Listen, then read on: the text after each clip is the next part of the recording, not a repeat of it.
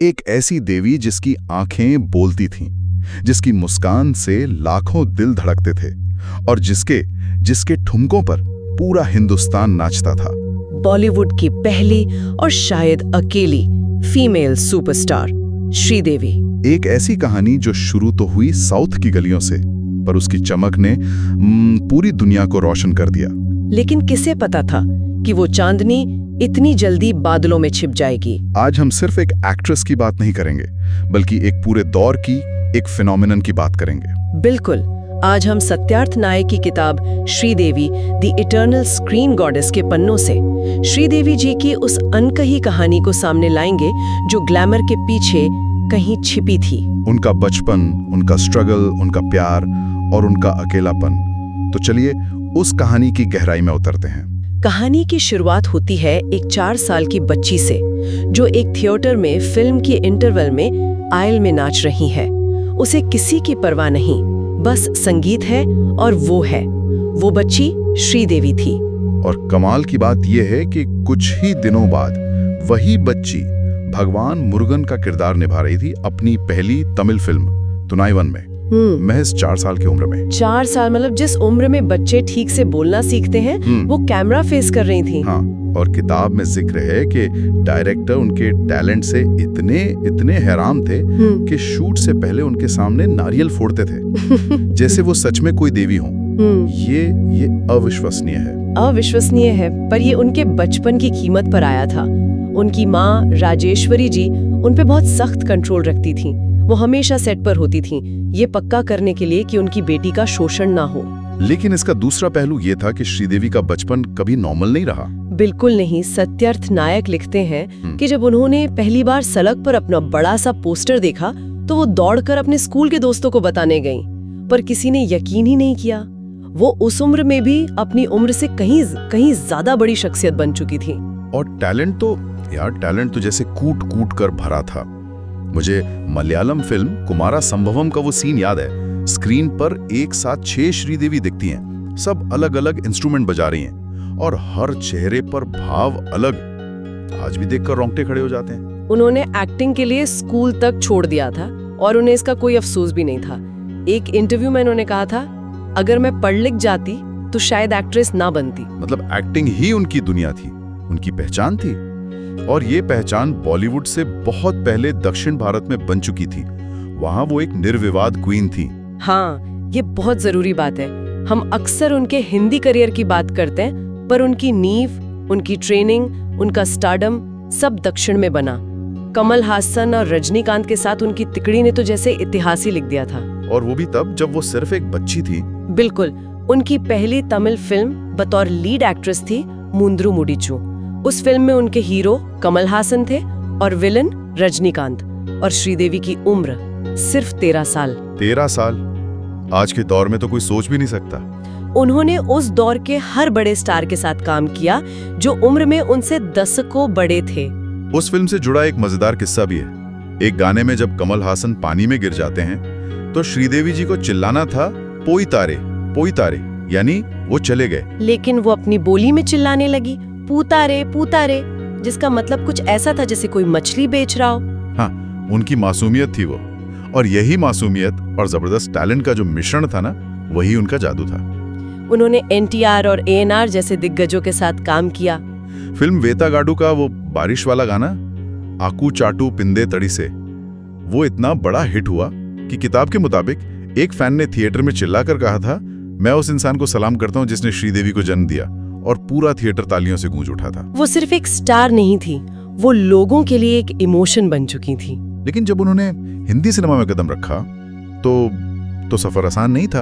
उनकी पहली हिंदी फिल्म 16वां सावन बुरी तरह फ्लॉप हो गई। यहीं पर बोनी कपूर के पिता सुरेंद्र कपूर की पारखी नजर काम आई।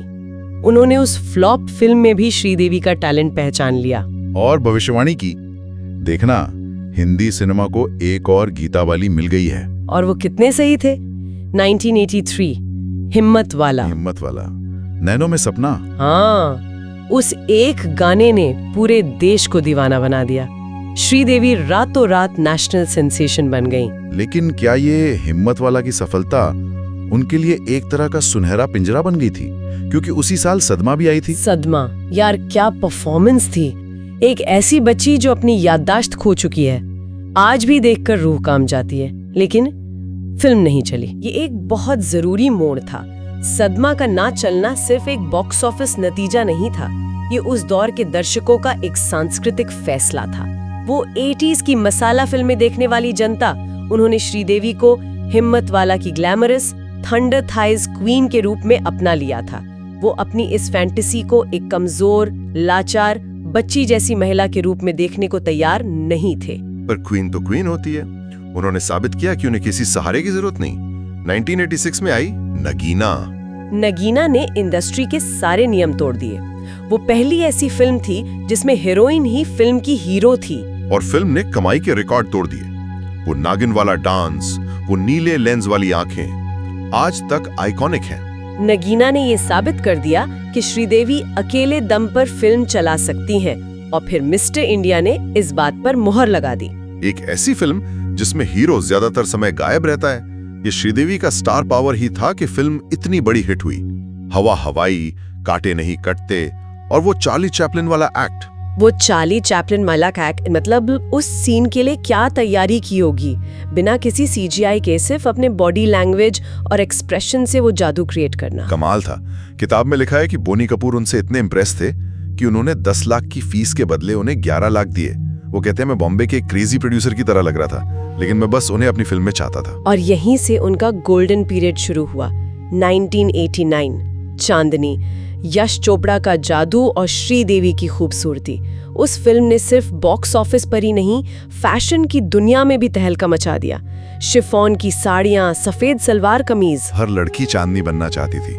वो एक स्टाइल आइकॉन बन गई। और फिर उसी साल चालबाज अंजू और मंजू। एक ही साल में चांदनी जैसी सॉफ्ट फिल्म और चालबाज जैसा डबल रोल, मतलब क्या रेंज थी। एक सीधी साधी डरी हुई लड़की और दूसरी बिंदास मुंहफट। आपको एक पल के लिए भी यकीन नहीं होता कि ये दोनों एक ही एक्ट्रेस हैं।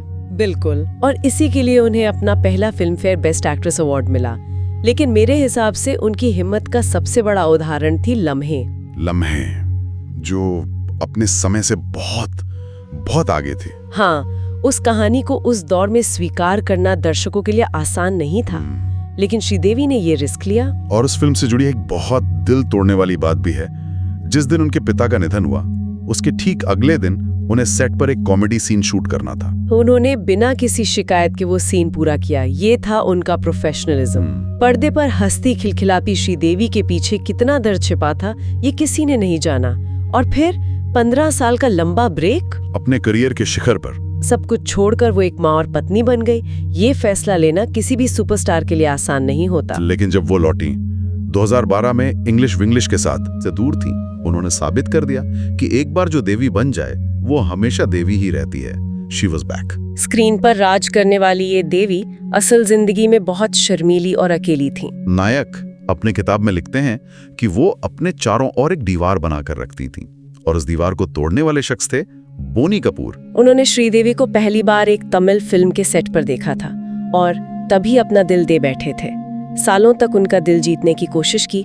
वो मिस्टर इंडिया साइन करने चेन्नई गए, सिर्फ उनसे मिलने के लिए। पर उनका रिश्ता तब गहरा हुआ जब श्रीदेवी की माँ बहुत बीमार पड़ी। न्यूयॉर्क में उनकी एक सर्जरी गलत हो गई थी। उस मुश्किल दौर में बोनी जी एक मजबूत सहारे की तरह उनके साथ खड़े रहे। वो दौर श्रीदेवी के लिए बहुत दर्दनाक था। माँ कोमा में थी और आर्थिक रूप से भी वो काफी मुश्किलों में थी। तब बोनी कपूर ने सब कुछ संभाला। उन्होंने अपनी फिल्में तक दांव पर लगा दी। तब श्रीदेवी को एहसास हुआ कि ये सिर्फ एक प्रोड्यूसर का लगाव नहीं, ये सच्चा प्यार है। वो एक ऐसे साथी को खोज रही थी जो उन्हें और उनके काम को समझे, और बोनी कपूर वही थे। आखिरकार 1996 में दोनों ने चुपचाप शादी कर ली। एक सुपरस्टार की शादी इतने साधारण तरीके से हुई कि सिर्फ 40 लोग शामिल थे। फिर उनकी जिंदगी में उनकी बेटियां आईं, जानवी और खुशी, और श्रीदेवी ने अपने परिवार के लिए वो 15 साल का ब्रेक ले लिया। वो एक परफेक्ट माँ बन गई, खुद बेटियों के लिए खाना बनाती, उन्हें स्कूल छोड़ने जाती, एक आम माँ की तरह। और फिर वो दिन आया, 24 फरवरी 2018, दुबई। वो एक पारिवारिक शादी में शामिल होने गई थी, लेकिन उसके बाद वहीं रुक गईं। बोनी जी उन्हें सरप्राइज देने के लिए मुंबई से वापस दुबई पहुंचे। लेकिन किसे पता था कि वो सरप्राइज जिंदगी का सबसे बड़ा सदमा बन जाएगा। होटल के कमरे में, बाथरूम के बाथटब में एक्सीडेंटल ड्राउनिंग। बस कहानी खत्म हो गई। क्या है एक ऐसी जिंदगी जो लाखों लोगों की नजरों के सामने गुजरी, उसका अंत इतने अकेलेपन में हुआ। वो हमेशा अकेलेपन से डरती थीं और मौत ने उन्हें तब गले लगाया जब वो बिल्कुल अकेली थीं। पूरा देश, पूरी दुनिया सदमे में थी। चांदनी हमेशा के लिए चली गई थी। श्रीदेवी सिर्फ एक एक्ट्रेस नहीं थी, वो एक क्रांति थी। वो पहली फीमेल सुपरस्टार थी जिसने साबित किया कि हीरोइन भी फिल्म चला सकती है। उन्होंने मेल डोमिनेटेड इंडस्ट्री के नियम बदल दिए। आज जब हम महिला केंद्रित फिल्मों की बात करते हैं तो उसकी नींव श्रीदेवी ने बहुत पहले रख दी थी। और उनका प्रभाव सिर्फ हिंदी सिनेमा तक सीमित नहीं था। उन्होंने तमिल, तेलुगु और हिंदी तीनों पर एक साथ दशकों तक राज किया। ऐसा करिश्मा न किसी हीरो ने दिखाया, न किसी हीरोइन ने। काजोल ने इस किताब में लिखा है कि वो श्रीदेवी को देखकर बड़ी हुई हैं और उनके लिए श्रीदेवी एक्टिंग की एक टेक्स्ट बुक की तरह है। उनकी आंखें, उनकी कॉमेडी टाइमिंग, उनका डांस, वो एक फैशन आइकॉन थी। उन्होंने आने वाली पीढ़ियों की एक्ट्रेसेस के लिए दरवाजे खोल दिए। वो हमेशा हमारी यादों में अनंत स्क्रीन गॉडेस बनकर रहेंगी। एक ऐसी देवी जो पर्दे पर आए, जादू किया और चली गई। श्रीदेवी जी की कहानी एक सितारे की कहानी है जो आसमान में सबसे ज्यादा चमका। वो सिर्फ एक्ट्रेस नहीं थी, एक फिनोमिनन थी। उन्होंने हमें हंसाया, रुलाया और हमें सिखाया कि जादू सच में होता है। सत्यार्थ नायक की यह किताब सिर्फ एक बायोग्राफी नहीं, उस जादू को एक श्रद्धांजलि है।